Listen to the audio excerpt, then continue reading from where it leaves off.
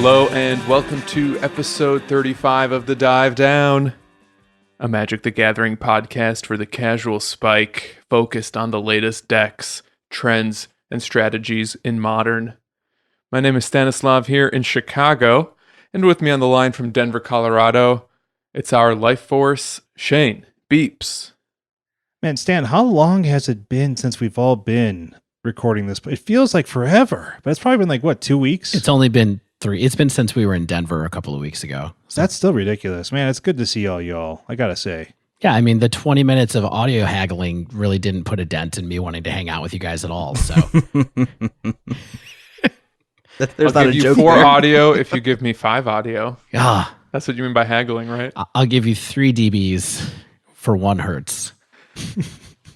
Also with us here in Chicago, the singular, Dave Haubagger. Hey, Dave. Before we get going, I have a turn 0 action. Last but not least, it's the combustible, Zach Culhan. I am back, I am highly volatile, and I am ready for some action.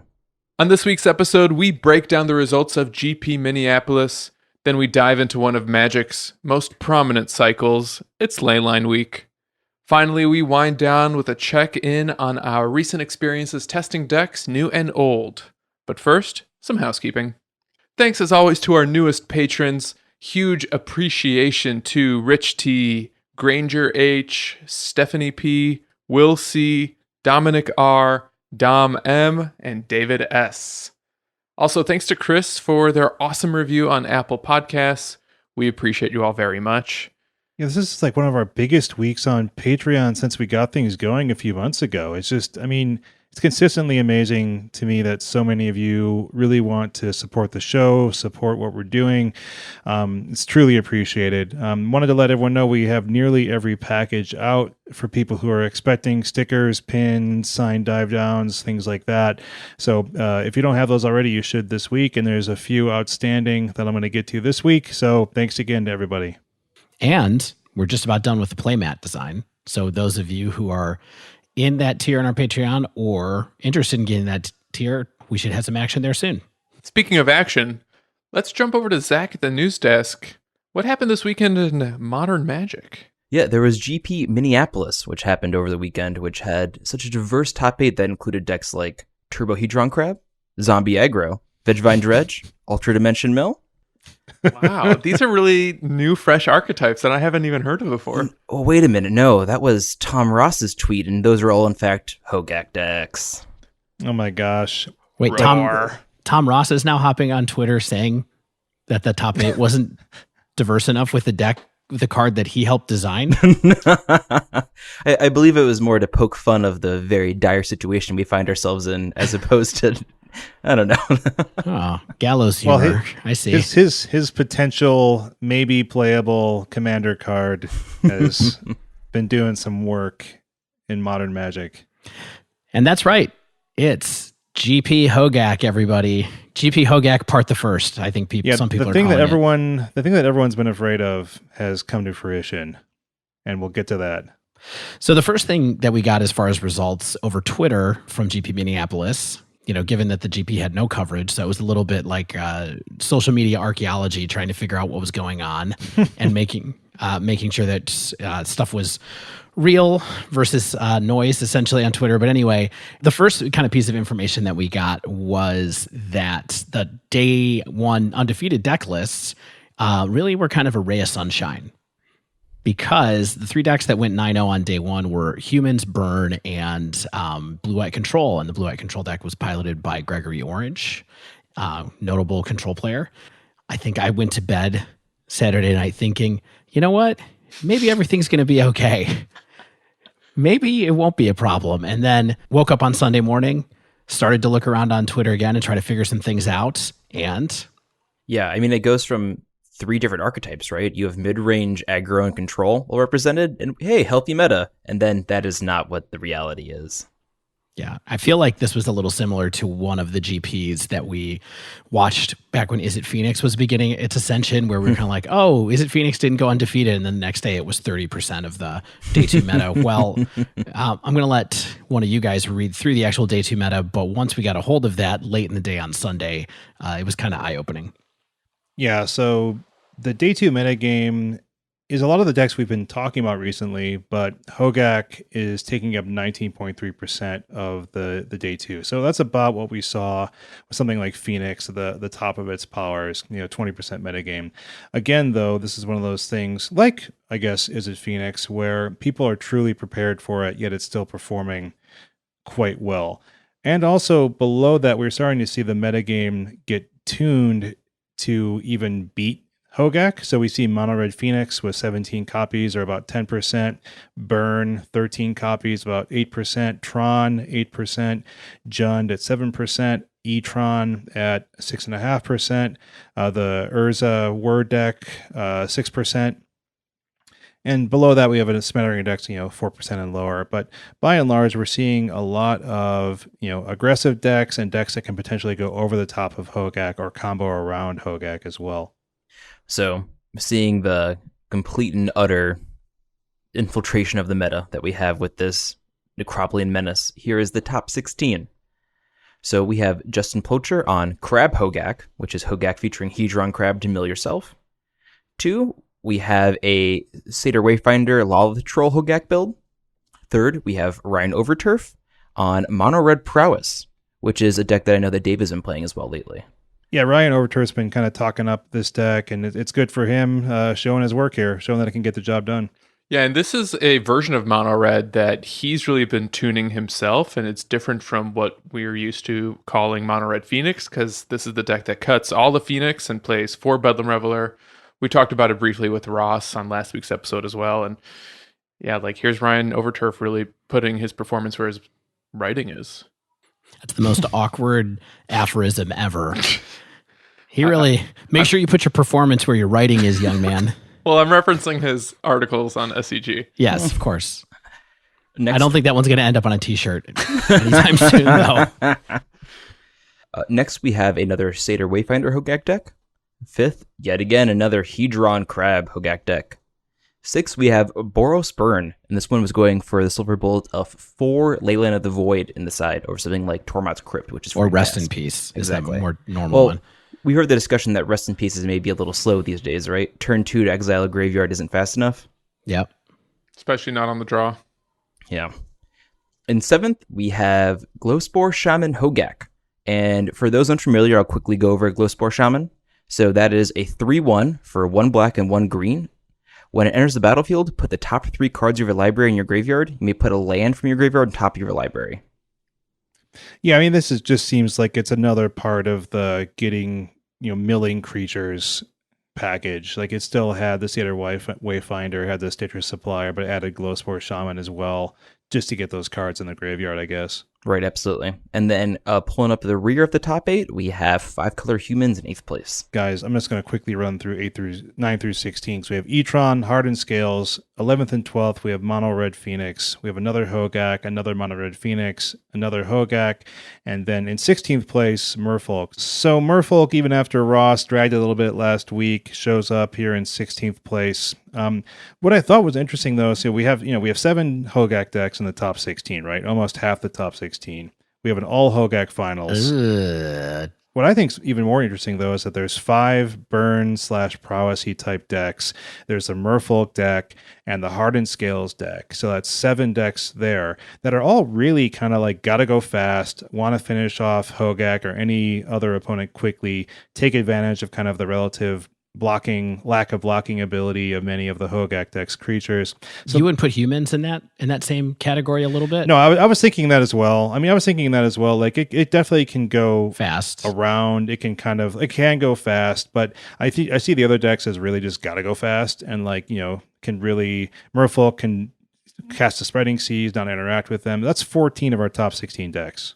I said this up top when I mentioned the 3 decks that went undefeated day 1. I think humans is more of a mid-range deck, just due to the amount of interaction they have with Kitesail Freebooter and Deputy Detention, so on and so forth. I think that they can go fast, but that is more of a rare draw and a rare mode as opposed to the grindy plan they normally play. Okay. Then Shane's point is more that 7 were Hogak and then 7 were decks that were trying to be faster than Hogak, basically. Yes. Yeah, that's my contention. So yeah, I mean, that's not great, but it's like, how much more can we really talk about Hogak? You know what I mean? It likely will be banned in a couple weeks. Well, today they announced there would not be an emergency ban before GP Vegas. So I have something I would like to request. In the tweet that announced the player who won this, they referred to the build of the deck with Hedron Crab as Moist Hogak. I would like to emergency ban that name, even if we're not going to emergency ban Hogak, okay? Can we just get rid of that? How dare you bring the energy that name holds into this podcast? Yeah, I mean, I haven't seen that particular kind of term since like Moist Jund in like the 4-color, what was that, like Dragons of Tarkir? No, the Magic Origin standard, when like everything was 4-color piles. I was more of a Damp Mardu fan myself. Yeah, I liked Bert Jeskai. But Yikes. Dave, you kind of got to an interesting point though, Dave, which was like coverage, but beyond even that tweet was a little iffy, right? I mean, I don't want to take shots at the people who had the task of performing the coverage as was assigned to them via Twitter. You know what I mean? Yeah, that's fair. I do think that for some reason, this particular event, maybe people were having a lot of anticipation because it was, post the MC to see if anybody had been able to evolve the metagame to deal with Hogak, to see if anything would change or if it'd still be on the top. I think there were just a lot of eyes on this particular Magic Fest, and the choice to not have coverage beyond Twitter, I think, was an unfortunate one, and not looking likely to change too soon. Although I know there's going to be coverage at Grand Prix Vegas. It just seemed kind of like more people were annoyed about it this week than most weekends. And certainly I was very thirsty for coverage myself and spent a lot of the day trying to find any sliver of information. And, it just kind of went just okay. Hungry like the wolf. Anyone else feel like this current format of GPs that neither get coverage officially, don't get a ton of Twitter coverage? I almost feel like they're barely being marketed at all. Like, it feels to me like this isn't a sustainable model for their current tournament structure. Yeah, Stan, what I thought was really odd is this was the first GP where I went to like coverage.channelfireball.com and there wasn't even like a page after the fact on that. Like we found the top 16 by going to Channel Fireball's regular web page. And I found that on Google. Yeah, that was really confusing to me too, is that none of the kind of top level ideas or findings I've ever made it to the coverage.channelfireball.com page. So it was kind of like I spent a while remembering what that URL was, then went to it and there was nothing there. Like it's really confusing what's going on as far as anything with the Grand Prix coverage goes. At least with Star City Games, even though there's not a lot of written coverage, I mean, there's always video, but there's not a lot of written coverage from them, but at least you always know you're going to get a couple of deck profiles clipped and have the day 2 meta link show up on that page at some point during the day. Yeah. But I think your question was interesting, Stan, is this sustainable? And what does this say about the marketing of GPs as part of the larger Magic Fest? I mean, like, I would contend that without a well-attended GP, you're not going to have a well-attended Magic Fest. So I wonder if this can be a little bit attributed to Hanlon's Razor, which is never attributed to malice, so it can be attributed to inadequacy to a degree. So I'm not saying that Wizards is inadequate. I'm saying maybe overall the corporate overlords are. Because Magic is doing record numbers, they're putting up record profits, etc. And I think that maybe Hasbro is unaware that there's this demand here, right? Because Wizards only get so much money. They have a budget and they have to allow it. So if Hasbro isn't giving them the money to put towards tournaments, to put towards casting, they have to find other venues, hence Channel Fireball doing things, etc., etc. So I wonder if it's just that we, the fans, or we, the movement, or we Wizards, etc., need to make it more clear that there's a demand for this and people want this, and this lack of coverage is legitimately making people unhappy with their hobby. I don't know how much more demand you can have when a bunch of voices on Twitter, especially notable professional voices on Twitter, are lamenting the decline of competitive Magic. We know that people from WotC's staff pay attention to the Reddits, to the subreddit as well. Like, the complaints are pretty vocal. What I'm not seeing is them really comment publicly on the future. I will say one thing, though, and part of that is colored by the fact that I feel like this model is unsustainable. Part of me is kind of anticipating a recharge, to be honest, for when they announce the future of Mythic Championships or Pro Tours or whatever that is. Like, part of me is hopeful at the very least, but kind of expecting them to say, we hear you, we're going to put more resources towards coverage, and maybe 2019 will be a blip year and we'll see more improvement in the years to come. I really hope so.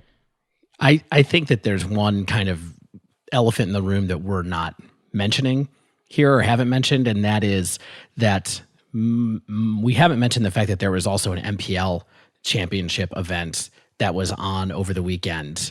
I actually don't even know what days it was on because I not particularly interested in the MPL and I just haven't really found time to watch it.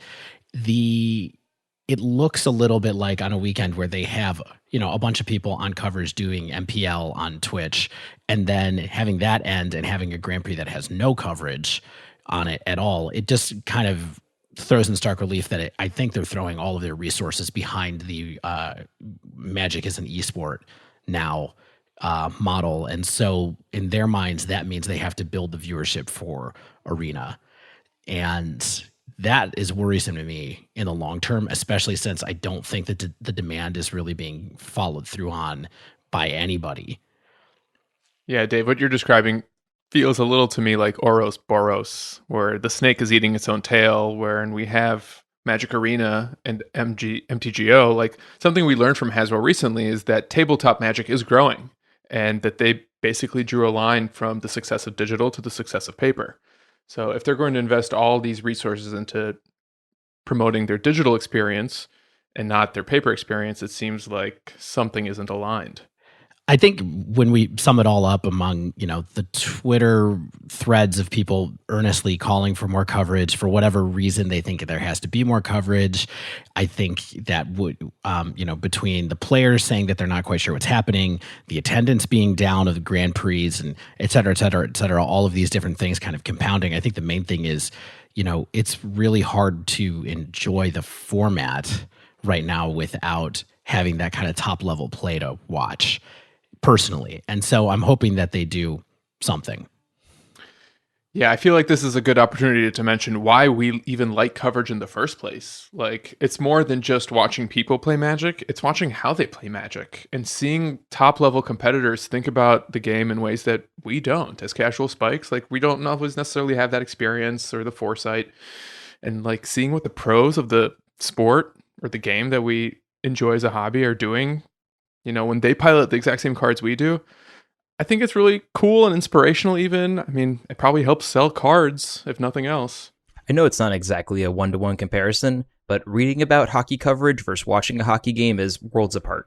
And just being able to see players do things and watching those plays and being able to have quote-unquote water cooler moments with your Magic friends, like, hey, did you see that sick rip when they had Bonfire the Dam off the top? That's much different when you both witnessed it versus, yeah, I heard about that on Twitter, right? There's a more kinetic feeling to it. So please do something. Please, God, do anything. Watsy, if you're listening, let us know how we can help. One of the things we've talked about in the past, too, is there's a very big difference between looking at results and seeing how we got to those results. So, yeah, long story short, I think that coverage is good for the game, like Dave said, and like Zach said, for the reasons that they mentioned. And the more we get, the more that we as a podcast have to talk about, what really happened, as opposed to just a list of top 16 decks. Listen, when coverage finally happens next week and in the future, we'll be here to talk about it, but only if it's for modern MTG, because that's what this podcast is about. We're going to take a quick break, and when we return, we are diving into the Leylines of Magic, the playables, the unplayables, and the voids. Stay with us.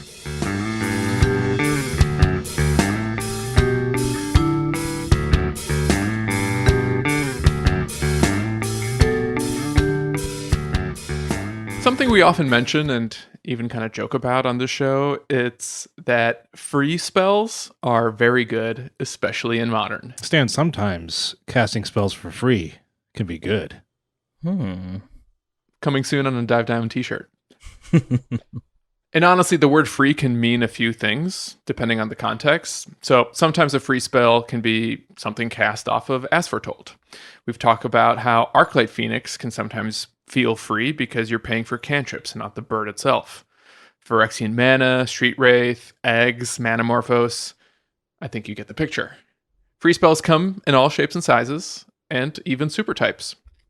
But today we're diving into one of the most impactful cycles of free spells in Modern, especially relevant right now, and those are the Leylines.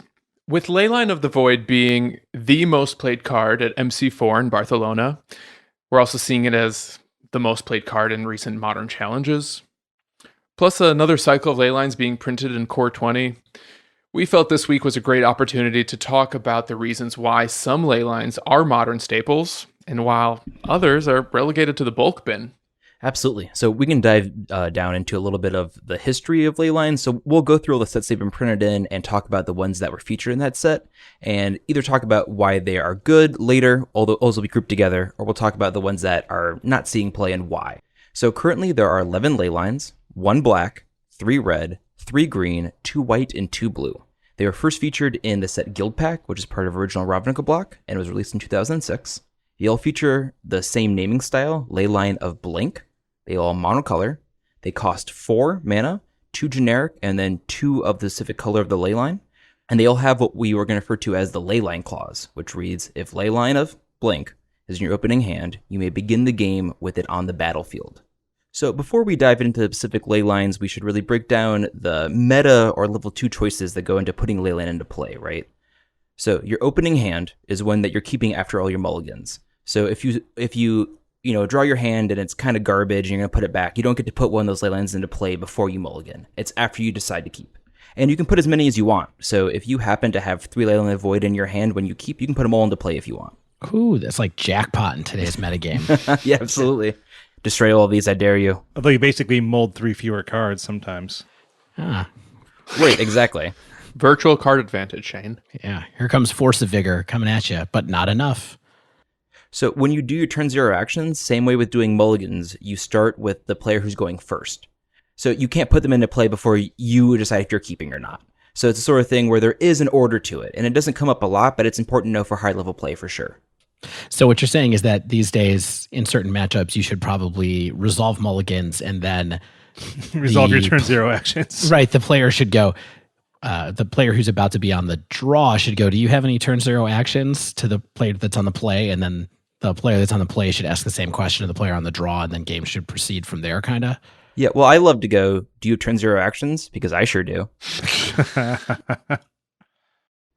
Another point is Leylines are not cast. They're put onto the battlefield, so they can't be countered. Not that there are a lot of pre-game countering effects that exist right now, but it's important to know. Force of negation. I mean, there's force of negation. Yeah. Force of negation, and there is one of the White Chancellor from New Phyrexia has a mana tithe effect. Yeah.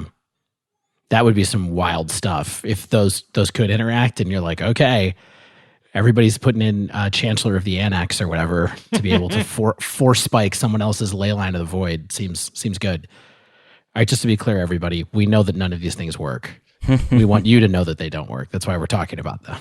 Something that Shane alluded to that I think is worth touching back on briefly is that when you mulligan to Leylines, which they sort of incentivize you to do, they do put you down a card if you put one into play during your turn 0 actions. So on the one hand, we play them because they have the potential to blank your opponent's spells or strategy, but you also have to be careful when playing Leylines, because if you're unable to recoup the card disadvantage that you've incurred by playing these Leylines, you can sometimes risk getting blown out if the Leyline ever leaves play. Yeah, this is sort of similar to that surgical extraction problem, right? Where we kind of say, if you're going to play it, make sure you realize that the card can be card disadvantage under most circumstances, and make sure you understand how to recoup that card disadvantage if you can. Right, and the thing that we're talking about too is a lot of these Leylines aren't hard locks. They do shut off an opponent's strategy, but they also often have a way around it. So if you're aggressively mulliganing for a Leyline, it's not impossible that your opponent can start playing around it. And if you mulligan to 4 or 3, they're pretty far ahead because they have that information right away that, okay, I'm no longer on the graveyard plan, I'm on the aggro plan. Mm-hmm, for sure.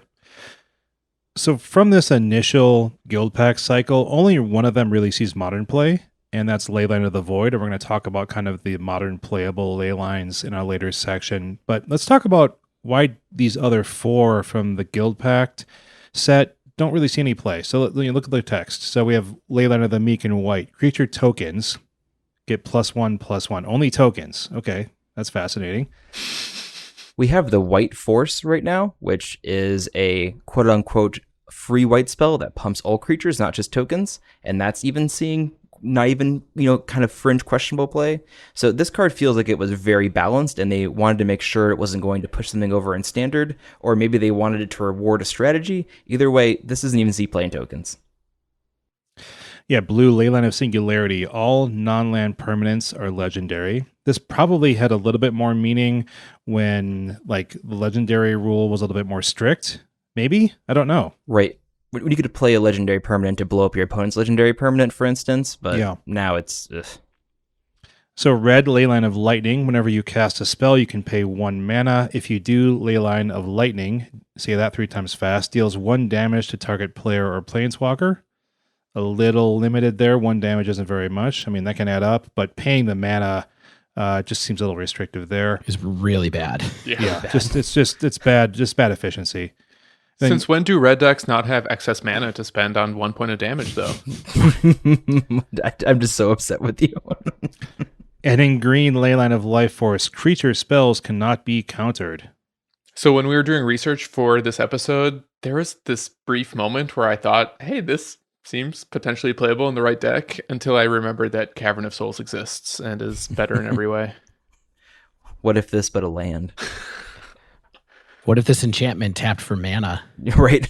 Are you ready for Return to Theros? So after that cycle in Guildpact came another cycle in M11 that featured 4 new cards and a reprint of Leyline of the Void. One of these new ones is the only other one that sees consistent modern play, and that is Leyline of Sanctity. Another, and we'll discuss that one later. So why don't the other 3 see play? Let's take a look at the text and talk a little bit about how weird they are. So the blue one is Leyline of Anticipation, which is you may cast non-land cards as though they had flash. That's pretty cool. It seems good. I think it's one of those ones where it's like, is this effect really worth a card? Right. Ultimately, you need to be in the right deck to make that make sense. Quicken already exists and it draws you a card. And I know that's 1 mana and not quite the same, but I feel like that would have had to see fringe play and then get replaced with this for this to be a viable effect.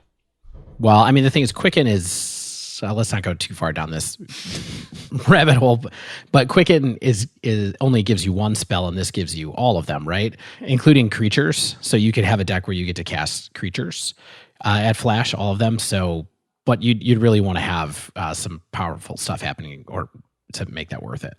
It's worth pointing out, I think this card would be green nowadays if it was printed. Might be.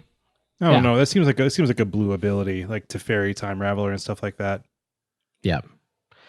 The red one is called Leyline of Punishment, and apparently they felt like Leyline of Lightning was not punishing enough, so they made this one. And the text on this says, players can't gain life, damage can't be prevented. This one actually seems like a little bit more useful here and there, but it's definitely very niche-y, kind of focused sideboard kind of card. I do believe there was a time where Scred brought this in against Burn, so they could not bring things like Core Firewalker in or Dragon's Claw of their own for the matchup. We are far beyond then, and even then, I believe I picked these up for a quarter. Well, anti-Dragon's Claw tech. I love it. Hey, you know what? Dragon's Claw is showing up in Mono Red very Phoenix. good. It's very good, yeah. So, and then the last one is the green one, Leyline of Vitality, which is creatures you control get +0/+1. When a creature ETB is under your control, you gain 1 life. Wow. Big game. So I personally feel like these are a bit more push than the ones from Guildpact. Not only because Sanctity's role in the format has been proven, but the others have text that can actually be relevant, I think, in certain decks.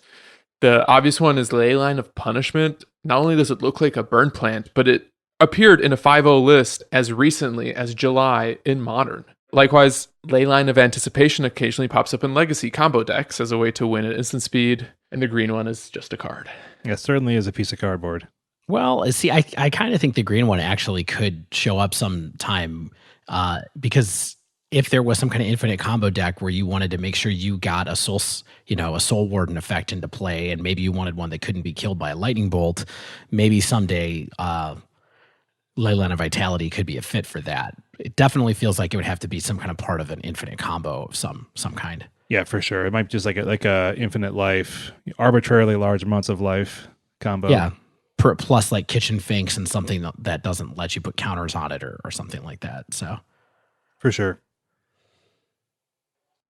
Finally, the most recent cycle of Leylines appeared this summer in Core 20.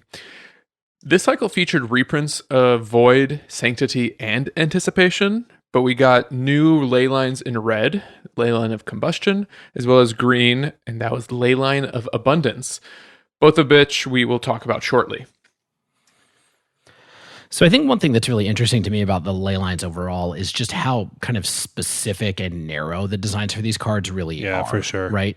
If you look at all the cards, including the ones that we haven't read the text from yet, which, people are kind of familiar with what Void and a Sanctity and Combustion and Abundance do, there's kind of two groups, right? One is they're very powerful but narrow defensive cards, something that really nerfs somebody else's plan but doesn't necessarily help you in your plan. And then the others are these kind of weird but unique build-around cards. There's not any of them that are really value cards straight up, I don't think. You don't think Leyline of Abundance, the new green one, is a value card that makes all of your mana dorks tap for an extra mana? Well, you have to run mana dorks. You have to run mana dorks. Yeah. Not most decks don't run them. It's a build around restriction, and ramp decks do, so it's probably value for those decks, but those are few and far between. And I also think that that's part of turning those decks into more of an infinite combo kind of enabler than it is turning them into running them for something that helps you ramp harder, basically, because there's other cards that let you do that better.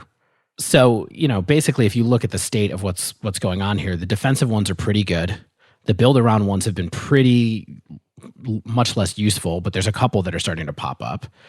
And I think that the one thing that we want to make sure people remember is that if you are looking at any of these cards, they are for very, very narrow uses. And that's the trade that you make for being able to cast them for free, is that it's a super specific kind of tool. It's a scalpel. It's not really a sledgehammer.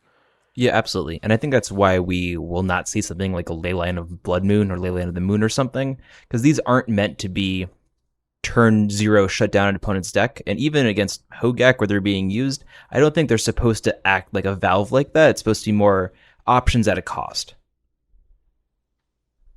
So why do you guys think WotC continues to explore design space with these Leylines? Like, on the one hand, black, white, blue, apparently perfect now. But red and green, these are new iterations. Do you think R&D potentially wants Leylines to be even more prevalent in the Magic formats and meta in general? I think like Dave was sort of inferring earlier, I think, is that they're interesting, right?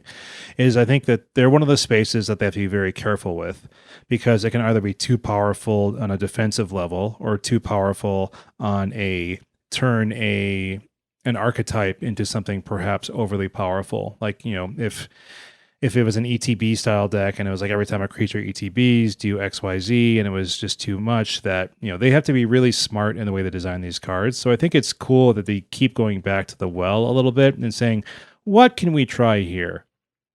Can we push the envelope in a little bit of a way that makes this card more playable? And it's one of the cards we're going to be talking about later in our show is, a color that never had a really playable Leyline probably has one now. Yeah, I think that it's that first line of text that says, if you begin the game with this in your opening hand, you get to put it into play for free. That's something that someone who's new to the game can get and think is very cool and probably get excited about. And then at the same time, it can be a really powerful tool for competitive players sometimes, depending on which card is available, which Leyline is available in what format. I do think that it's one of those cards where the mechanic is almost more exciting than what they've actually done with it for the most part. Because I think if you're a new player who opened a Leyline, you would be like, this card is sweet. I get to play it for free. And then you're like, why do I care if my stuff has flash? It's kind of, so it's a little counterintuitive in that way. I think they are trying to leverage this tool that they have to be able to do something that's exciting for people, and that's probably part of why they keep going back and forth.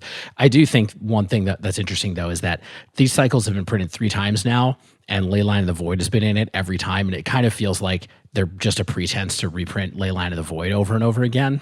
Yeah, only one was created perfect from the get-go, and it was a black one. Like we said, there is a single black Leyline that has been printed, and it is Leyline of the Void. Yeah. I mean, Leyline of Sanctity was pretty important, I think, to get into Modern. From my research, from when I was looking into the sets or into this cycle, I don't think there was another resilient kind of target player has hexproof effect around before Leyline of Sanctity that was available in Modern. So I think that was just something that they had to get into kind of more updated formats than where it had been before. And so that makes some sense to me too. But mostly I think they just want to keep the price of Leyline of the Void down. Witchbane Orb came shortly after, but this was definitely the precursor. Yeah. So before we go on, I got a pop quiz. Yeah, I love it. Oh no! Are you guys? I'm gonna ace it. You losers! I'm gonna get this one. Who is ready for math? Oh, my mom says I gotta go home. Zach just left the Mathematical. podcast. I'm going to turn my chair around backwards. I don't want you to rap sit with on me. it. Let's rap about math, everybody. Listen, So- call me Dave. Mr. Harbarger's my dad. My mom says that I'm really sick and I should go. Yeah. She says, stop learning math from the guy down at the card store. So like most of our episodes, this is the time for us to talk about our obligatory Frank Karsten article where we break down the math a little bit of using these things, because the trick with ley lines, or the thing that everybody needs to keep in mind with ley lines, is that not all of them are good if you draw them later. Yeah. And especially in this metagame right now, people are very into playing ley lines that they cannot cast in their decks ever. So they Everywhere. really only are useful if you get them off the draw. Right? Exactly. So how much have you thought about what the probability is of getting one of these into your opening draw A lot. of 7 All the time. Daily. daily? I toss and turn at night just thinking about the odds. Totally I obsessed wonder. about it constantly. My wife wonders what I'm thinking about at night, and there's a little thought bubble. My wife. There's a little thought bubble over my head, and it's, how much can I mulligan to get that ley line? Running Leyline math again. So obviously the London Mulligan made a little bit of a difference here, because everybody now has a little bit more incentive to try to mull to cards that they need. Both the people that want ley lines and also the people who want to fight against ley lines with something like Enchantment Hape. So these odds basically apply, of course, to any card that is a 4 of in your deck that you would like to see in your opening draw. And so I think this is just good math to keep around and keep in mind. So if you keep 7, the odds of you drawing a ley line in your opening hand are 40%. Yeah, that's also just a good thing to know in general. Like if you play any 4 of, you're about 40% odds to have one of your 4 ofs in your opener. And to me, that's actually a little bit higher than I thought it would be if you think about it. 60 cards, your deck has 12 different 4 ofs of it in it. How is it possible that I could be 40% to draw any one of, a given one of those? Well, that's just how probability works. So if you are willing to mull to 6, the odds go up only 20%. They go up to 63.9%. So That's pretty this is good, kind of though. where, Yeah, that's yes, a big this is where jump. it suddenly becomes kind of, maybe you got to get a little lucky to being like, hey, more than half the time when you do this, you're probably going to get that ley line. It gets even bigger if you go down to 5, which is you are 78% likely to draw one of your ley lines or one of your 4 ofs if you mull down to 5. And this is the London Mull, yeah? This is with the London Mull, yeah. Yeah. We're not even going to look at anything, the old stuff. And then it kind of goes up from there, but not as much, right? So 4 is 87%, 3 is 92%, 2 is 95%, and willing to mull to 1 means that you would get it 97% of the time. The thing that's interesting about that is that, if you're willing to mull to 1, that means that you've looked at 7 different opening hands, basically, and just been trying to get one that has your ley line in it, which is a lot of cards. You see 49 different cards, and you have to pitch them back because of the rules of the London Mulligan. But that's just kind of how it works. So it's higher now under the London Mulligan, but not absurdly. So I think once you get up to the willing to mull to 3, 2, 1, you get most closer to 90% now than you used to. But in those kind of middle areas, keeping 7, keeping 6, keeping 5, it's really going to hover between 40%, let's call it 60% if you mull to 6, and then 80% if you're willing to mull to 5. Are there like any ley lines that are playable in Modern right now where you don't want it in your opening hand? Like I'm just trying to think, like, let's say, I'm willing to mull to 5, I don't get it, and I'll be okay drawing this later. I think personally that Leyline of Combustion is okay to cast later in the game. Obviously, you're getting more mileage out of it early, but that's one that when I draw it, I don't hate it. I mentioned that in a previous episode. I'll mention it when I talk about it again this episode. But I think that's one where if I don't see it early, I'm not crestfallen. Yeah. And let's talk about how likely you are to get those later. Because if you draw 5 cards after your initial hand, so if you see 12 cards in a game, basically, there are a 33% chance that you'll get one or more ley lines in that opening 12. And then if you draw 10 or more, the chances are 50%. So there's a good chance that you would get, the chances are actually closer to 60%. The reason I wanted to bring this up is because if you miss on drawing your ley line on your opening draw, there's actually a good chance that you're going to get it in subsequent turns. So if you are playing a deck where you cannot cast the ley line that you're going to get later, you need to understand that you're probably going to draw a brick somewhere down the line as a result of not getting a ley line in your opening hand. And that is really bad, right? And so you have to make sure that you're okay with that, or that your plan is set up that whatever hand you do keep with 7 to be able to win, even though there's a pretty good likelihood that you're going to draw a total blank at some point in the next 5 turns. Yeah, you really can't afford that in Modern too much.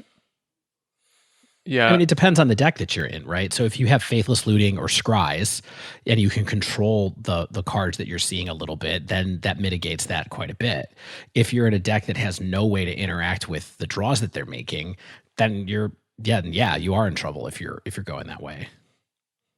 So that's why I think when we see people like playing Leyline in Burn, that really says a lot about where the format is right now, because Burn cannot do anything if they draw a Leyline off the top. And that's a huge problem for them because draws are very much at a premium in Burn, although, Horizon lands have helped with that a little bit.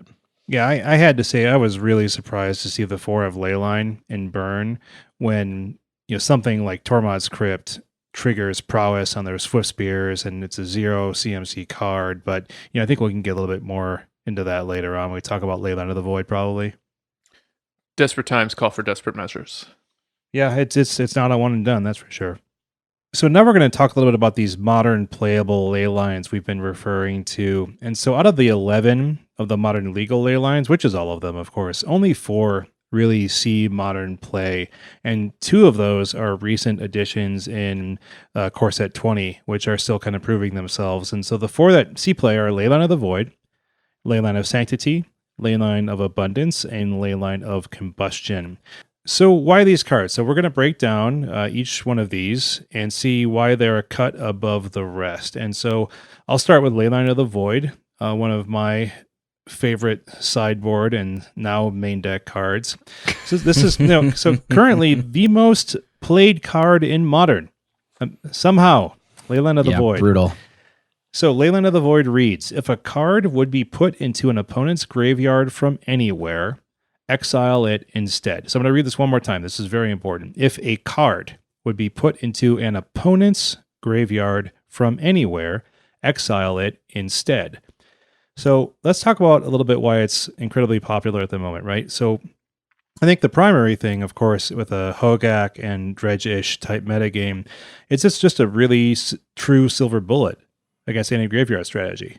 Yeah, and we've talked about how Modern is kind of like graveyard the format. So that's part of the reason that it's risen to such prominence, especially over the last 12 months or so. I mean, people talk about how a graveyard is a second hand, so it's nice to cut off that person's second hand. Go to Hammurabi, y'all. Man, way to get down my bullet points here, Zachy. So we've got the opponent's graveyard essentially ceased to exist, right? So that really shuts down any graveyard strategy because they just don't have a graveyard. But it can also do some heavy lifting against strategies like Hardened Scales, which requires a creature to die, and dying means enter the graveyard from play. If a card never reaches your opponent's graveyard at all, it's exiled instead, right? Right. So that means you don't trigger things like modular, for example, is what you're talking about with that, right, Shane? Exactly. Yes. Right. Because it works the same way that Path to Exile does, which is there are a lot of creatures in Modern that have death triggers, even if they're not graveyard decks, right? So that's just a good thing to remember. Yeah. And another really important thing right now is it's non-symmetrical. So let's talk a little bit about what that means. We've talked about symmetry here before, But so something like Thalia, Garden of Thraben, right? It causes non-creature spells to cost 1 mana more, but that's symmetrical. So it impacts both you and your opponent. And this effect kind of gets mitigated by how you build your deck. Like in humans, doesn't have a lot of non-creature spells. But in terms of graveyard hate, so we have something like Rest in Peace, right? That performs a similar effect to Leyline of the Void, but that's a symmetrical effect. So if you run Rest in Peace and might want to access your graveyard, that shuts it off for you as well, and that's an issue. So something like Blue-White Control, you might want to snap, cast, or mage some spells via flashback from your graveyard. If you have a Rest in Peace out, you can't do that anymore. So Leyline of the Void only impacts your opponent, and so that allows any deck, even like a graveyard deck like Hogak or Dredge, to run Leyline of the Void in an attempt to shut down your opponents that are on a similar game plan without really impacting your game plan at all. And that's why it's one of the reasons I think why it's so good right now. One of the things I think is worth talking about is some of the rule details about Leyline of the Void, some of the words I was stressing when I was reading the card. The ability of Leyline of the Void creates a replacement effect, and you can see that indicated by the word instead. So what this does is this enchantment sits around waiting for a card to be put in an opponent's graveyard and replaces that with exile the card. It's worth noting that this is the reason why Anger of the Gods is a pretty good modern card as well, because it has the same replacement effect, where if a creature would die, which means goes to the graveyard, they're exiled instead. So it's worth noting in the future, effects like that do this thing whether you're avoiding death triggers. Yeah, for sure. Good point, Zach. Another thing that's interesting is Leyline deals with cards, but not tokens. And That's pretty interesting. This could matter a bit, because tokens do enter the graveyard like a regular creature does, but they're removed as a state-based effect. So because they go to the graveyard, they go to the graveyard long enough to trigger a relevant ability that's looking for something that's dying or entering the graveyard. Something that Mark Rosewater has talked about a bit on his blog on Tumblr is how much R&D dislikes the token type and wishes that they could have not had it and just redone it from the get-go because of things like this, quite frankly, where tokens have a weird, almost non-unique identity. They had to start including them in packs, and they don't function the same as normal cards even. So there's stuff like this where, like, okay, it's exiled. No, it's my token, so my general still triggers, and this happens. There's just a lot of weird fringe cases this can lead to. Does he kind of mean that he just wishes they had made them generate a card or something that was a replacement for a card instead of being a separate type? Yeah, I don't think the issue is with things creating other things. It's that they create a token of a thing. And that's the rules interact in a weird way, like we said. Because what is a token? When things pump tokens, not creatures, what does that mean thematically in game? Interesting. Fun fact, tokens have existed since Alpha. It's true. Wild. What was it? Was it that weird hive thing? The hive, yeah. Also, tokens have existed. I believe there was a Hydra that got head tokens. Yep. Yep. Get out your glass beads and your velvet bag with your 20s. Break out your runts. Oh, I can't wait for Hydra Week. It's second only to Shark Week. All right. So Dave kind of got at this earlier, but because the card never reaches the opponent's graveyard and it's instead exile, that shuts down some interesting things like Undying, like Modular, like Persist. So anything that needs a card to die or to be put into a graveyard from play no longer functions underneath a Leyline. One of the things that does make it different from Rest in Peace is it doesn't exile graveyards as it comes into play. And so it doesn't have any kind of enter the battlefield effect. So when it comes into play, anything that happens from then on is going to get exiled.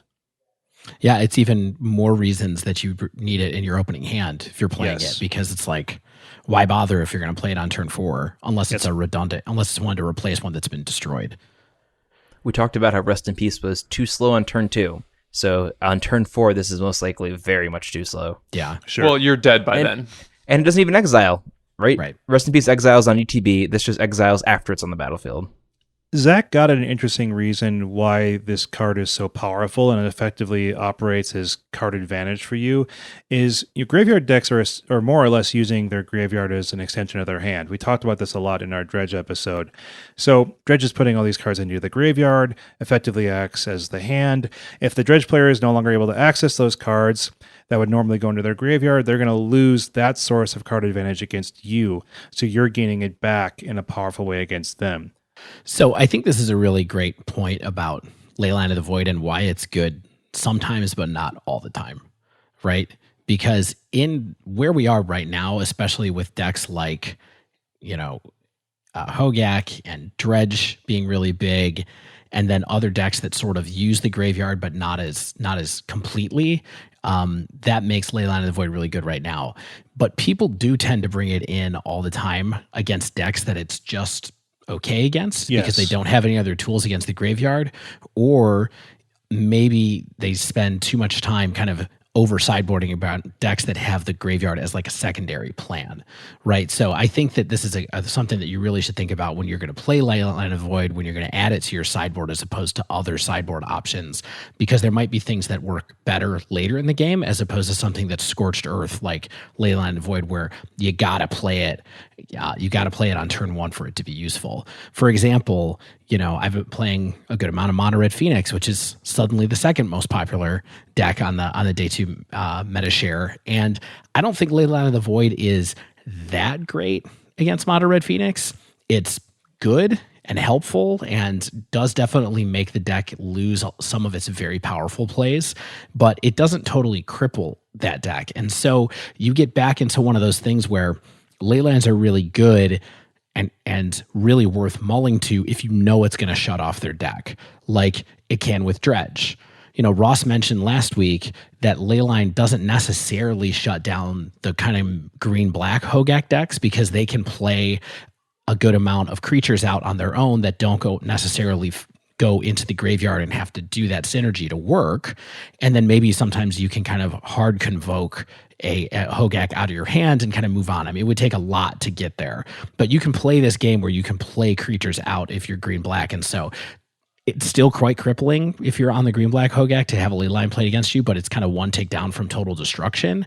And then you get to something like, is it Phoenix or Mono Red Phoenix, where it's good against it and it's a tool against it, but if you mull to a hand that the only action you have is Leyline of the Void and expect to definitely win it because of that, I think you're going to be in for a rude awakening. So you have to keep that in mind when you're playing this, is that just because a deck uses the graveyard, it doesn't always use it completely enough for Leyline of the Void to be your win condition, which is what you really want it to be. So as long as we're talking about Leyline of the Void, I want to float a thought that I've had recently.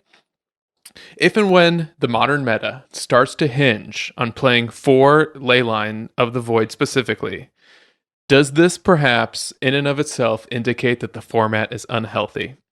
And the reason I'm considering this hypothesis is that turn 2 Rest in Peace is literally too slow.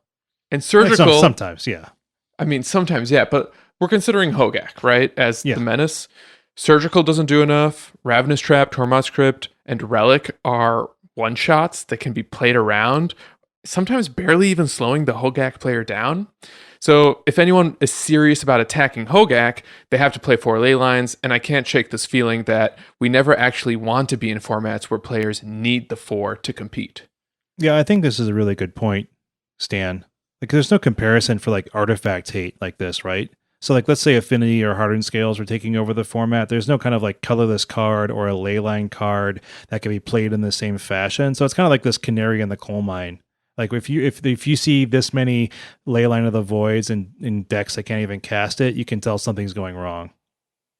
Yeah, I mean, I agree with that second half of it. I do think that it's not necessarily true that this is the only tool that's effective for graveyard hate against Hogak. I just think that in some ways, there are many decks that don't have a plan that's good against Hogak and then are able to run Graveyard Disruption to help supplement that plan. So again, to go back to like a Burn or Mono Red Phoenix, having an aggressive plan plus a little graveyard hate to help disrupt Hogak and take them off of their curve is good and helps you get there.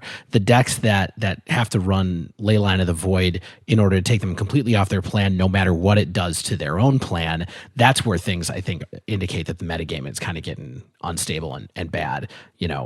Definitely having so many people being willing to run a card that's a blank off the top later is a bad indication. Yeah, absolutely. And to compound on what Dave's saying, I think the issue is not, no one thinks Leyline of the Void is too good, right? Or that this card's busted. It's just that it's the fastest graveyard hate outside of maybe Tormod's Crypt. And these other graveyard hate cards, they're not bad cards. No one thinks Rest in Peace is an underpowered card or anything. So I think that this is a negative sign just because that if it's outclassing those other cards to such a degree, what is happening? Because those Relic of Progenitus is a modern playable card. It shows up in sideboards all the time. It's a reasonable card to play. So why is a 1 mana exile effect not good enough? I think that's a great point, Zach. I will say I think it's a little unfair to say that they are outclassing, like Leyline is outclassing those other cards. I think it's more so that again there are a preponderance of decks that don't have a plan that works proactively on their own that is also effective against Hogak. In a sense that either they race it or they disrupt it through an infinite combo like Wurza or something like that, where you can win in a different way. So what people are doing is saying, well, I still want to play my X deck, so I'm going to put 4 Leyline of the Void in the sideboard and go on my merry way and hope that's good enough. And sometimes it is good enough, but it is unfortunate that that's what's happening to tons of decks in the format, is that they're being forced to do this in order to stay competitive right now. Yeah, good point. Thank you, Dave. So, Modern's most popular card. Recently, I saw a buy list, people posting that the buy lists at GP Minneapolis were $15 on site for Leyline of the Void. Buy list price from dealers. So I can't imagine what they're selling it for. Probably $20 a pop if they're paying that much for it, maybe 25. So the brief dip we got off of M20 is probably gone. Hopefully you have your set. No. And hopefully we won't be needing them forever. Yes. Yeah, that's a card that I picked up a playset of as soon as I can, and I hope I never have to play it. Exactly. I want to jump next into Leyline of Sanctity, the white one. The white one. 2 white. You have hexproof. Basically, you can't be the target of spells or abilities that your opponent controls. And I'm excited to talk about this card, even though I've never played it. I don't own a single copy, but because it has wrecked me truly countless times in my several years of experience as a modern player. And like Leyline of the Void, this can serve as a silver bullet against a number of popular decks in the format. So perhaps the most common reason that Sanctity gets sided in is against burn. It can be good against midrange for both shutting off opponents' hand disruption as well as targeted edict effects like Liliana of the Veil. It's good against storm because it'll shut off a grape shot and an Aria Flame. You can side it in against Scapeshift to shut off the Valakut win condition. Heck, it's even good against 8-rack. It's been a while since we mentioned 8-rack. Anything to put that deck back in its place. Maybe it's 10-rack now? I forget the proper nomenclature. Well, it's 10-rack and their son 8-rack, and don't speak to either of them ever again. So this one actually feels to me like one of the biggest liabilities when it's not in your opening hand, because casting this on turn 4 or later could realistically be too late against the decks that you would use it for. So, something like Burn by turn 4 can easily have done like at least 10 damage to you, if not more. Midrange probably has picked apart your hand by now. Storm might have comboed off by turn 4. And not to mention that at least 3 turns your opponent has now had to draw a removal spell for a Leyline, if that's something that they're siding in as well. Yeah, and the ones you mentioned above, I think maybe Scapeshift and Valakut, like turn 4 would probably still be okay. That's about it. Yeah, that's a good point. But even then, the primetime beatdown plan might be very real. For real. I mean, I think it's interesting to see this list of decks that it could be effective against, and I'm just imagining myself considering siding this card in right now, and I think it's so dependent on the deck that I'm playing. Right. Because while I agree with you that this one would be really bad to draw off the top, I think there's also plenty of worlds where it's okay to draw off the top and play it. But it does mean that I would almost never see this being in a deck where you wouldn't be able to cast it. Sure. Unlike Leyline of the Void, like I don't think that the metagame is ever going to be kind of ingrown enough that having hexproof is that necessary. Well, weirdly, one of the things that is, an up and comer is that Neoform deck. And I had a Neoform bring it in against me on burn. And I think that was just kind of maybe to give them extra time to combo off. But I can also see why they would have it is against hand disruption. Well, they don't want to be picked apart early on. They want to keep their cards that they need. So I can see why they would have it right now as well. I definitely played it when I was piloting Storm. I had Leyline of Sanctity in the sideboard to help me against Thoughtseize decks. Yeah, I think it's worth noting here that Ad Nauseam will typically run this card sideboard as well, because they are a very fragile combo deck, and a couple, well-timed Thoughtseize Inquisitions can strip out their win pieces. So to them, it's worth having this in play so they don't have to worry about anything like that. Yeah, that brief period of time when Bogles made a big comeback, it's one of the reasons was because I think they realized that Leyline of Sanctity was main deckable for them because it had a pretty high floor in Bogles and a really high ceiling because they have those fragile hands that don't want to get disrupted. They don't want to face a Liliana of the Veil's Edict. Like if they can only get one creature, or maybe they didn't have a fetch to get a Dryad Arbor. Right, and there are cards in the deck that reward them for having more enchantments. So not only does it protect them, but it fits in their game plan as well. And it's a little more fringe, but it's a deck where you can run this main board even, honestly. And sometimes you're just rewarded for it, and other times it's just, all right, I have this out, and now my ethereal armor is getting a little bit of bump. There are a couple funky rule interactions with this card that you should probably be aware of. So for starters, you can still target yourself under hexproof. It is not shroud, wherein that is the distinction. Likewise, hexproof will not protect you from non-targeting spells and abilities. So for instance, a card like Liliana's Triumph states each opponent sacks a creature. Same for Chandra Torch of Defiance, where the +2 reads each opponent takes 2 damage. So things like that read each and not target explicitly will go around this. The card has to read target. So this card can also have an impact similar to Leyline of the Void in how it can be perceived as card advantage, because it can often make an opponent's card stuck in their hand. So for instance, if you're siding this in against a burn player and they've got Lava Spike, or a mid-range player and they've got Thoughtseize, those cards are essentially uncastable. So if they can't cast them, it's almost as good as not having the card in their hand at all. Why do you guys think this card may have fallen out of favor recently? And how much of that do you think might be just tied to Bogle's position in the meta as kind of one of the most popular white decks? Yeah, one of the things that I thought was interesting about this card is it's had like a couple really big price spikes.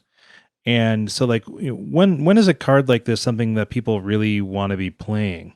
Well, I think there was a big supply and demand thing here, though, because it was printed in a core set that was probably medium popular. The player base got a lot bigger, and then people just didn't have them. So there, because it was only an M11, there just weren't that many out there for people to have. And so that's part of the reason it got to $50 at one point in time.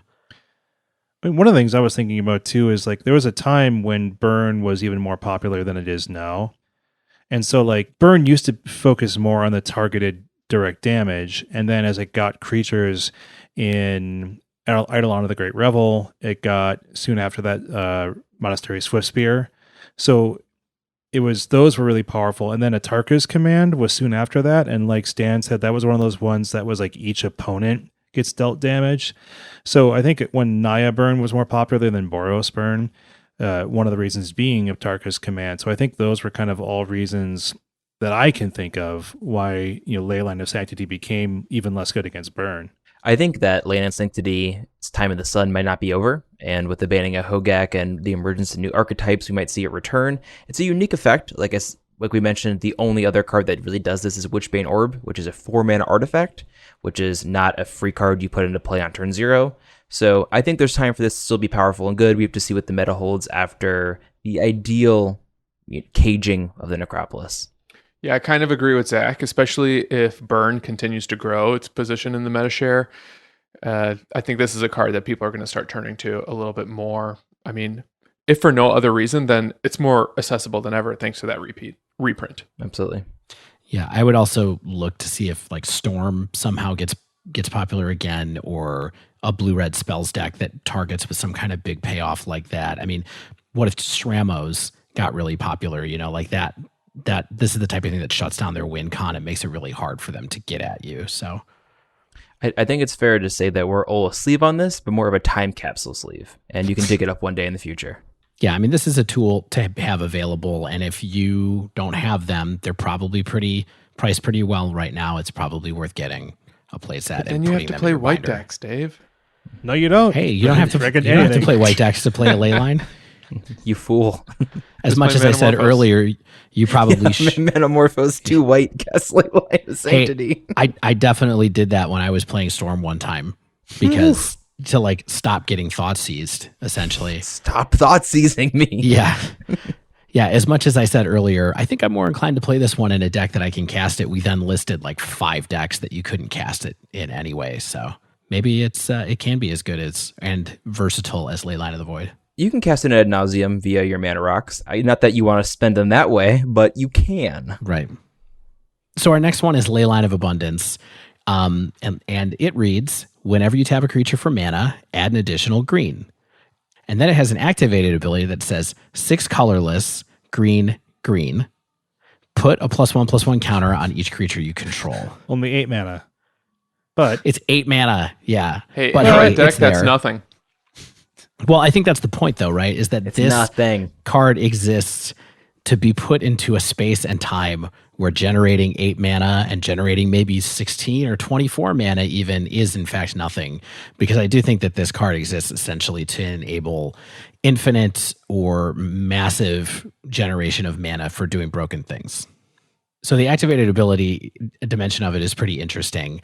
And we even saw it played in a deck piloted by John Stern at Mythic Championship Barcelona. Full playset main deck, because this is a card that actually is part of your plan. It's one of the only ley lines that is kind of an on-plan card to use no matter what. And the idea there was to kind of give some extra juice to the Devoted Druid combo deck. Yeah, for sure. And designed to ramp into things like Karn the Great Creator as fast as possible, doing the whole lattice thing, which everybody is really enjoying or really tired of at this point. The next thing that's going to be hiding behind when Hogak gets banned. And then you can also do things like, generate a huge amount of mana and make a giant walking ballista and things like that. And basically, Leyline of Abundance is just on plan for all of those things.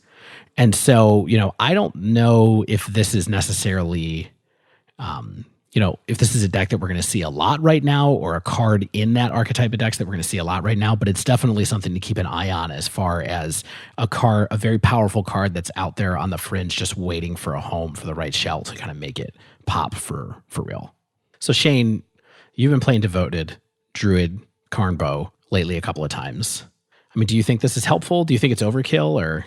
Yeah, it might be win more. I don't really know. Like, it's not necessary at all for the infinite mana combo. Like, if you just want to, tutor up a giant walking ballista and get it onto the battlefield and ping your opponent to death, that's not necessary for that at all.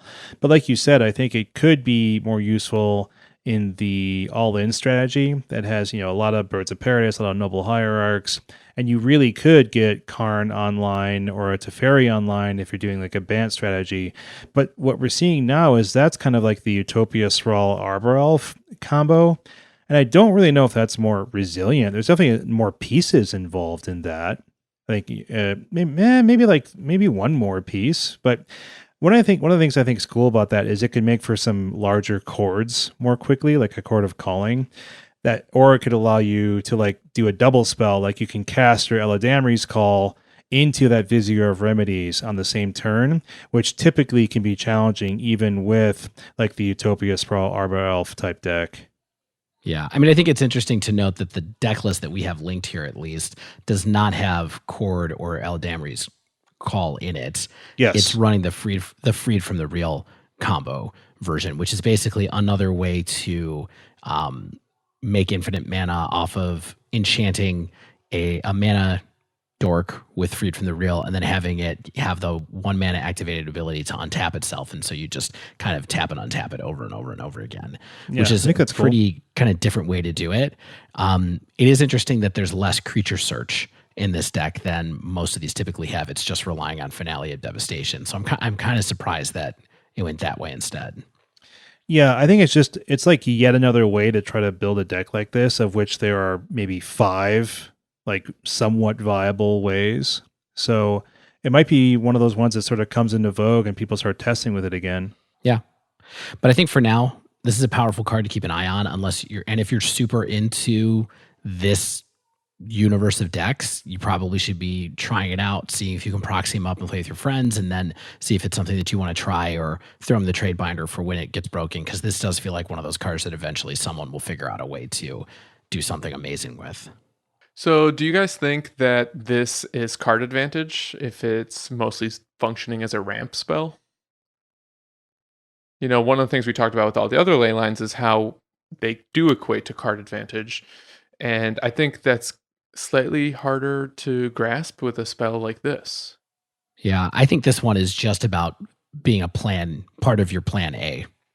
Like this is not a sideboard card, right? This is something that is part of a deck that wants to ramp a lot. And so it doesn't have to be card advantage in that sense, because it's part of your plan.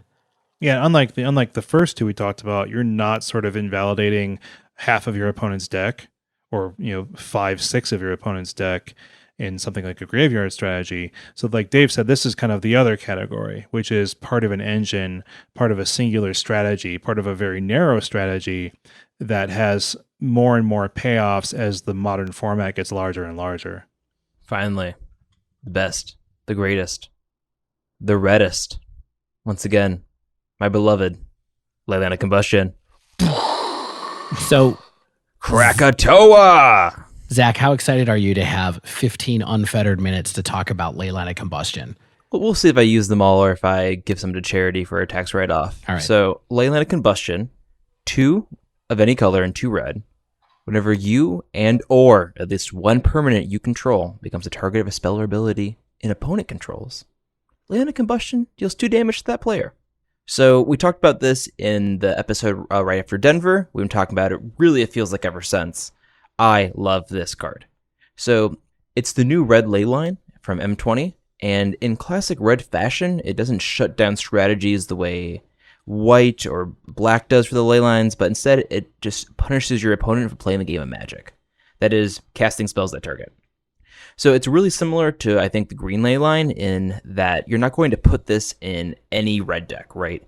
I don't think that any deck that has red can make use of this. I think it takes a certain strategy. So, for example, even though this does damage to an opponent, which is quote-unquote a burn thing, I don't think burn exactly wants this card right now. So I'm going to break down why I think burn doesn't want it in a second. But decks that do want this card, I think decks that want this card are decks that typically struggle with interaction, especially early game and mid game, if they're destroying creatures of yours, if they're interacting with your hand. So decks like Jund, Mardu, Burn, Storm, and Phoenix are all going to, heavily interact with you. So if those are matchups you struggle with or matchups that you have an issue with in your red, consider bringing this in.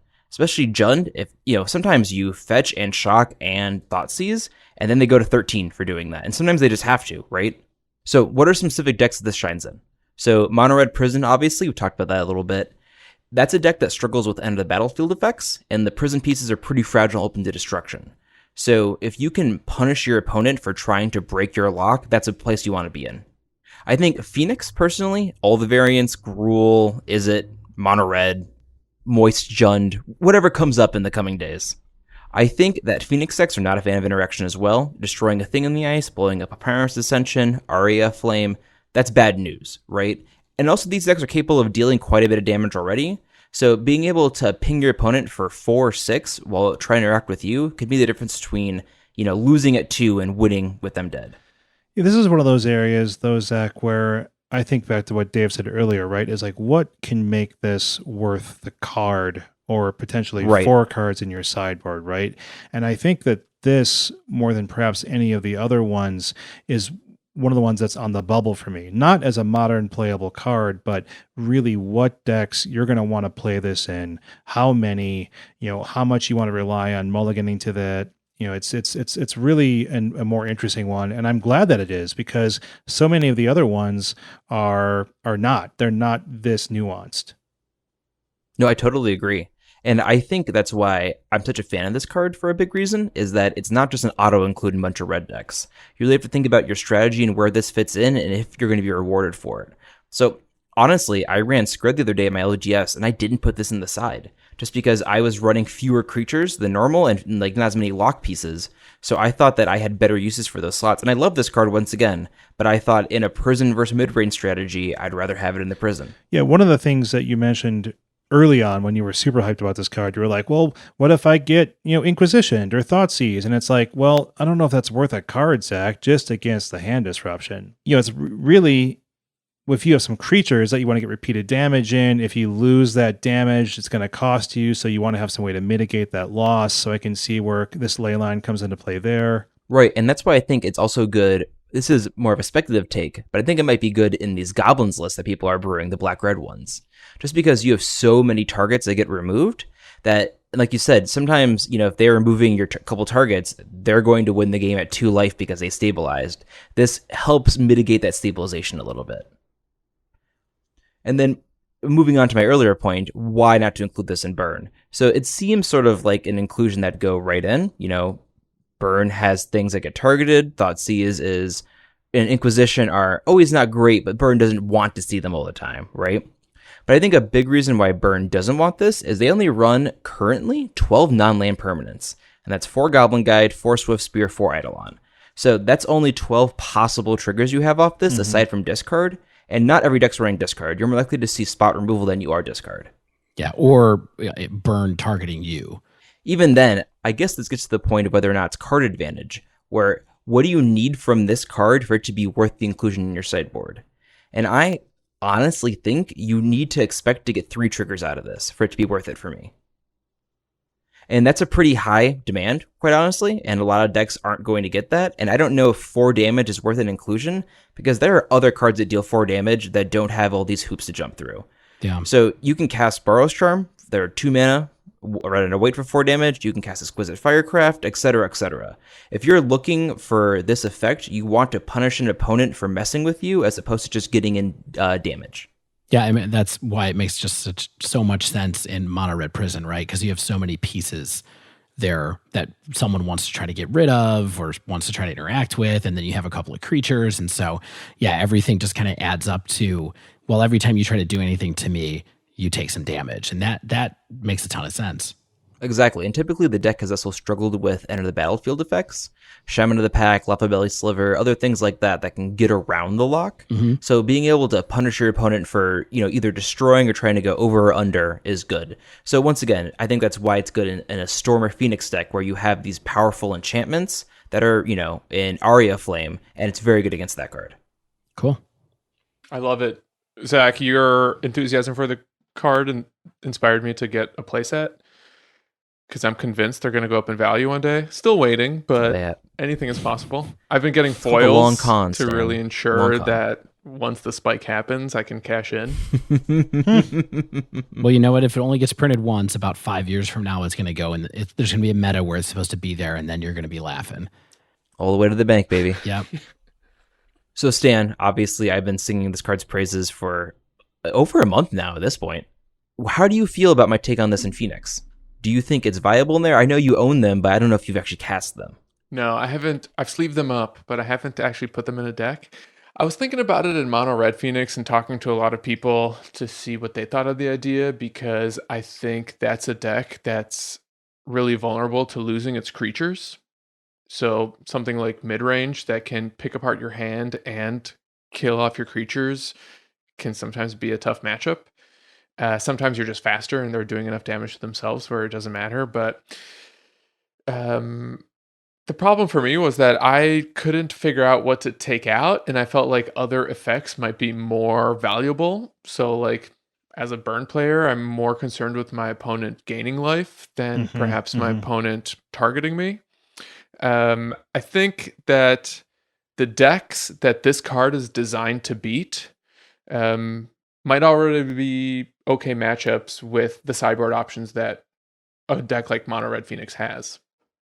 For instance, like I really like this card against Aria of Flame. And the decks that play Aria of Flame are Storm and Is It Phoenix?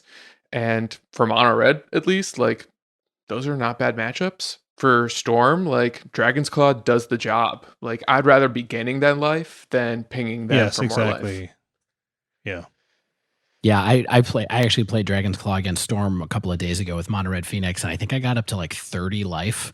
Like they just kept going and going with their engine, and they just couldn't kill me. Like, and I don't think that would have happened if I had this instead. It would not have killed them in exchange if I had this instead.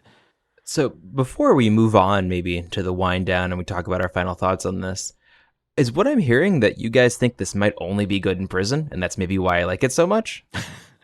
I would not say that it's only good in this prison deck.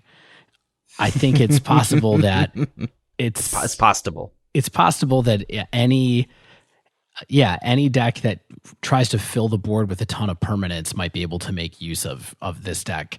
And it would have to be things that aren't susceptible to sweepers. So it would have to be stuff where someone's going to be like, hey, I'm going to destroy a bunch of your artifacts or something like that. So maybe if there was like a We're Prison-y kind of thing where it was like, hey, don't mess with my ensnaring. It's almost like this card goes with Ensnaring Bridge and Chalice of the Void.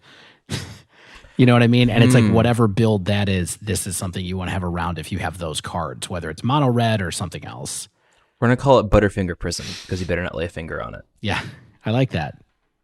Zach, also to answer your question, I can see this popping up as just clever technology that a field might not expect in a certain meta. So if you're in an LGS with a lot of Storm and mid-range players, maybe that's a situation where you can get more mileage out of a card like this. Absolutely. We haven't noted this. It's very, very, very good for Storm because every copy of Greed Shot dings him for 2.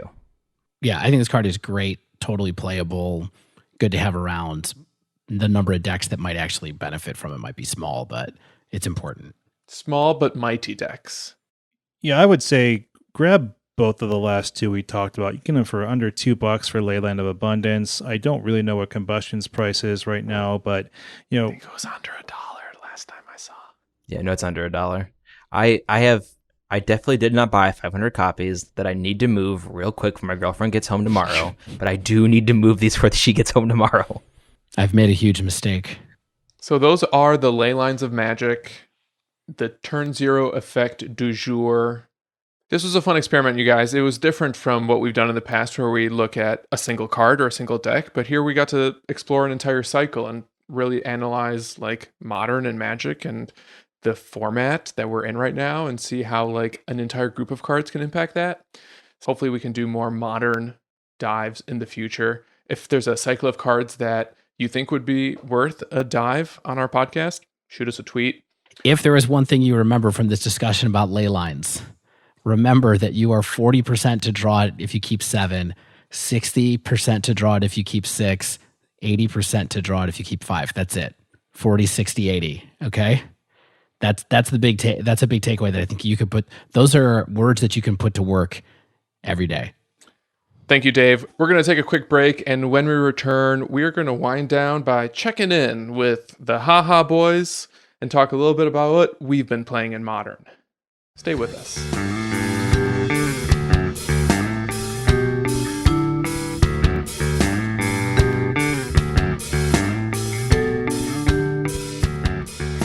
So Shane, you did a league today with Burn. Is that really most of what you've been playing lately? What inspired you to try Burn after all these years? I haven't seen you cast a lightning bolt in 35 years. I'm going back to that Burn well, that flamey hot well of Burn. And I mean, I wanted to check it out because it's been doing pretty well lately. I did play a little bit of Mono Red Phoenix at the GP. I didn't love it. I just wanted to have more reach than to be stymied on the ground. I know it's a different worry altogether, right? To like not be able to win on the ground versus not to be able to win from burn spells in your hand. But I just seemed really well suited to combat Hogak right now. And one of the things I liked about it is it just seemed really good. I went 4-1. Of course, this is, that's just luck, but I did play Hogak twice, right? And it seemed really effective against Hogak.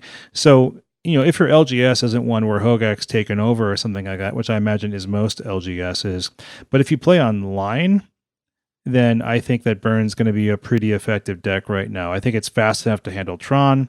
It has tools to fight against decks like Humans with like the Searing Blazes, some sideboard Path to Exile, some sideboard Searing Bloods. It can punish the painful mana base and general lack of speed from a deck like Jund. It can go under blue-white control. I think you're going to have a risky matchup against Dredge, but I think Dredge is a little bit outmoded right now with Hogak around, and I say that because of the Creeping Chill, kind of free life gain that it gets. And Eldrazi Tron can be an issue with the main deck Chalice of the Void. So those are kind of, I think, some of the more popular decks you're going to see, especially online right now, and I think that Burn has a pretty solid matchup against a lot of them. So yeah, I mean, besides that, I've been playing a little bit of Devoted Karnbo. I don't think that it's getting to the point quickly enough. I think that it might spin its wheels a little bit too much and kind of sort of try to be a mid-range deck that's capitalizing on Teferi and Karn, the great creator. But I think that what I want to try next in a league sometime this week is probably like one of the more all-in combo variants that has like Incubation and Congruity, Chord of Calling, Illidanri's Call, Postmortem Lunge to kind of combat the ton of removal we're seeing right now, and just tries to get to the combo more effectively than sort of try to be a Teferi Karn value deck. So that's kind of what I'm playing right now is those two decks. I think that I'm going to run Burn back because it's fast and I think it's efficient, and I think I can get another 3-2 or 4-1 or even a 5-0 with it. The four of you know as well as anyone, I love jumping around decks. Mana Traders helps with that a lot, but even when I was just playing with paper, I would like jump around decks pretty frequently.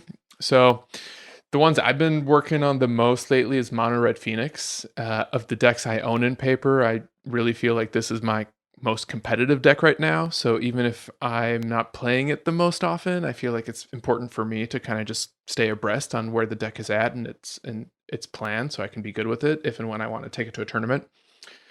I did play a little bit of Is It Phoenix even after our conversation with Ross, just to kind of like put our discussion to the test. And I've been really struggling with that deck, kind of seeing the fruition of Ross's assessment that Is It Phoenix is really poorly positioned right now. So I'm more or less taking that apart for the time being, at least until Hogak leaves. I also did a league over the weekend that I streamed with the blue-red Rhinos using Electro Dominance and As Foretold to cast Crashing Footfalls in a deck with no green sources. So that was really fun. It was a fun experiment, thanks to Mana Traders. I don't know if I'm going to buy that deck in paper. It seemed a little dirtily. I'm sure it'll be a great FNM deck for some people. It's not as proactive as I'd like to be, especially where Modern is these days.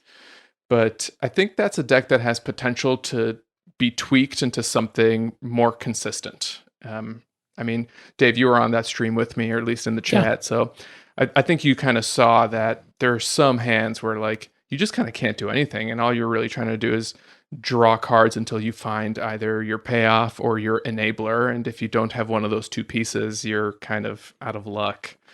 It's kind of that old classic Magic problem, the 2-card combo that everybody wants to be good. And it's like some of them make it and some of them don't have enough draw spells or specific enough draw spells to be able to get the pieces together enough. Though you only have to make a couple of Rhinos one time to see how potent Crashing Footfalls really is. I was really impressed with what that card could do. And very often I would make the Rhinos swing with the Dreadhorde Arcanist to make 2 more Rhinos. Right. And that felt insane. Yeah, and the last one that I've been kind of poking around with still is Black-Red Skelemental, just because it's like my fun deck of choice. I still really like it. I think it's really fun. I played a game with it on MTGO right before we started up the podcast. So that's where I'm at. I still like playing Lightning Bolt decks, and I think I'll continue to do that forever. So speaking of Lightning Bolt decks, I've been playing a lot of red still, and I've talked recently a lot about playing Mono Red Phoenix. I also recently took the mono red prowess deck, the Phoenix list prowess deck, through a league. And that was really interesting to spend a little bit of time with the deck that Ryan Overturf did well with this weekend. I actually played the deck that he posted on Star City Games last week, the exact 75. Kind of felt like it wasn't more consistent, but was still less explosive than Is It Phoenix. I really was missing some of the draws where I could suddenly get 2 Phoenix in the bin and be doing an extra 6 out of nowhere. This mono red prowess deck is built around playing 4 Bedlam Revelers, and that was just like the pits. It just seems like that can't be right. It's I don't know how it works well. I had so many times where I had 2 of them in my hand at the same time, and that always just feels so bad because you're just discarding one to cast the other. I wonder if something we saw over the weekend was something that Ross kind of alluded to last week in our conversation, where when an expert player pilots a suboptimal deck, they can still do really well with it. So I'm not suggesting that Ryan Overturf's deck isn't as good as the Phoenix version, but I kind of had the same reaction when I saw the list. Like, 4 Bedlam Reveler seems insane when I found that like sometimes 2 Bedlam Reveler was too much.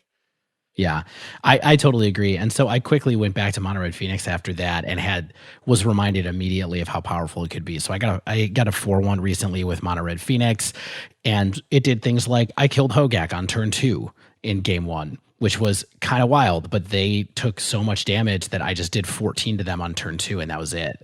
I managed to outgrind Storm using Dragon Claw in one game, and then in a second game managed to survive them casting Empty the Warrens twice somehow by having them attack aggressively into me, and then I stabilized at 1 and cracked back for like 14 damage on turn 6 or something like that out of nowhere, by drawing an opportune number of Phoenixes and Swift Spears and things like that. So I really think that deck is the one that I'm going to be keeping with for a while. I did do one league with Mardu Death Shadow after being inspired by at Rapacious One on Twitter. He won an MCQ recently with Mardu Shadow. And it's a cool deck. It's still a hard deck to play. I made so many mistakes in different ways, unforced errors, as some people have started to talk about recently, which I think is a great concept that's worth checking out. Shout out to Grindcast for, I think, coining that phrase. I love it. It's perfect. Yeah. So, there's things that you can do where you don't fetch right, or you don't bolt the right thing, and all kinds of stuff that happens. Well, there's no bolts in Mardu Shadow, sorry. But you just make these tiny decisions wrong, and then it has huge implications, and Shadow is just the deck that does that the most, other than maybe blue-white control. So I liked the deck. I thought it was cool. Hex Parasite is amazing in the deck. It makes you be able to control how big your shadows are, and that's an incredible kind of safety valve for Shadow that hasn't been there before. So I would give that a shot, but I think I'm going to be Phoenixing for a while still. Just saying this American Life, Act 1. I can't get no satisfaction. So I've been playing a little bit of Scred lately for the past week, and I've been having fun. I walked away from the prison. I left the keys in the door, So you can get back in whenever you want. Right. Well, I'm the warden, so I kind of own the prison, the whole idea. So anyway, I've been playing Scred lately. I've been having fun with it. I haven't been doing too hot with it, but I've been having fun with it. So the deck list has really changed since I put it down to pick up Prison. So it's pretty stable to have Karn, Scion of Urza in the deck, as well as Karn, Great Creator. The deck is also running Seasoned Pyromancer and Frostwalk Bastion, as well as Arkham's Astrolabe. So you're actually up to 16 1-drops main deck right now. So hope you don't see any chalices. Set all of Modern. Yeah, but because of that, Karn, Scion of Urza is able to downtick and create some pretty big constructs. So there's a world where you can get him out on turn 3 downtick and have a 4-4 or 5-5 and then just keep going up from there. So that was fun. The artifact strategy was fun. I loved Seasoned Pyromancer to ditch redundant Blood Moons, to ditch Anger of the Gods when it wasn't good, etc. But what I didn't love about the deck is casting Blood Moons on turn 3. And I mentioned before how I think Blood Moon's only really good when you're fast, and I feel like I had to reprove that to myself, and I just did over and over again. Because there are so many matches where my opponent would lead with fetch into fetch and then just have the 2 basics they needed, and it slowed them down, but it wasn't enough to actually gain tempo and win. So I missed my early turn 1, turn 2 Blood Moons very deeply. And I was playing 3 Blood Moons in my main initially, and I went down to 2. And I think if you're a mid-range grindy deck, that's maybe where you want to be, and you can have the 3rd one on the side if you need it.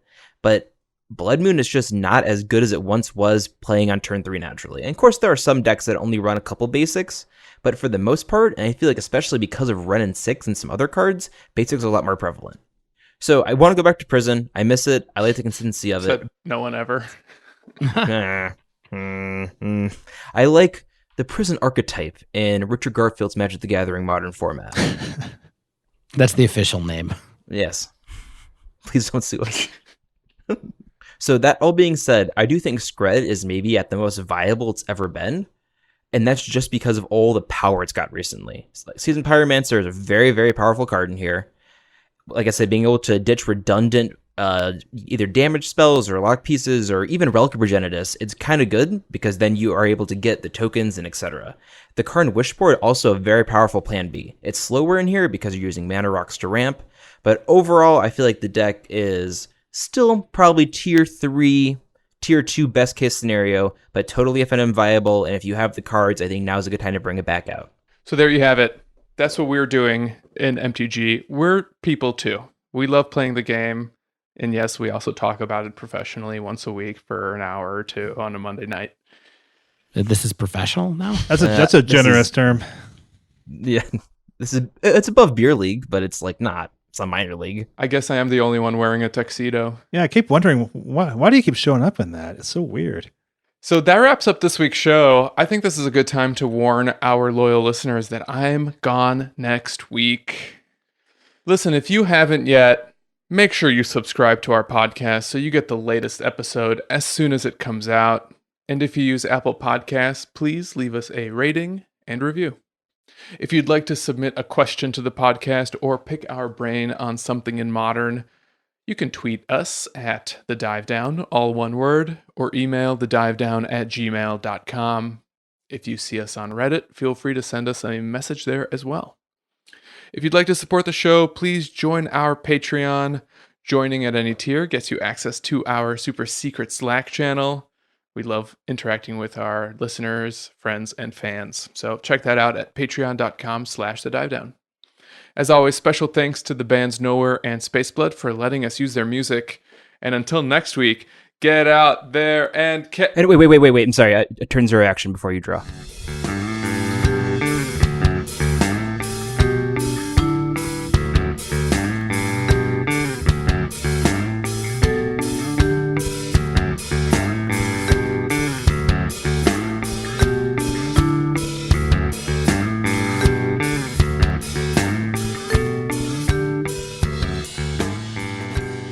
Shane, I thought it was really interesting to hear you suggest that Burn is fast enough for Tron. I've never heard anyone say that before.